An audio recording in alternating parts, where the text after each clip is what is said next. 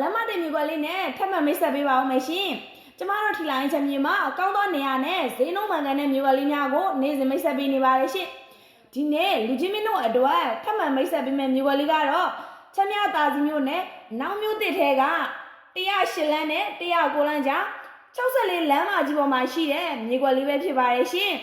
ပေ20 60ခရမ်းမြေလေးဖြစ်ပြီးတော့အလယ်လေးကခုနှစ်ရတသမီစိတ်ကြိုက်ဖြစ်တဲ့အရှိလဲလေးပါရှင်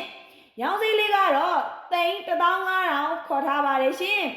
ဒီမြေကွက်လေးကလည်းလုပ်ငန်းရှင်လူကြီးမင်းများအတွက်အထူးတင်တော်တဲ့မြေကွက်လေးဖြစ်တာမို့လာရောက်ကြည့်ရှုသင့်ပါတယ်ရှင်